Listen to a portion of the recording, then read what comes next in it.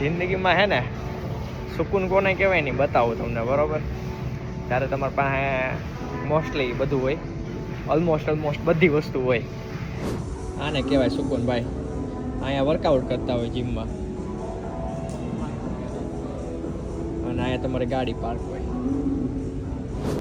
એટલે આવું હોય મિત્રો, સમયની વાત છે. એક સમયે ગાડી નહોતી આપણી પાસે, અમદાવાદ કોલેજોમાં ધક્કા ખાતા, કોલેજોમાં આવી ગયા તોય બસોમાં ધક્કા ખાતા. સમયની વાત છે ભાઈ.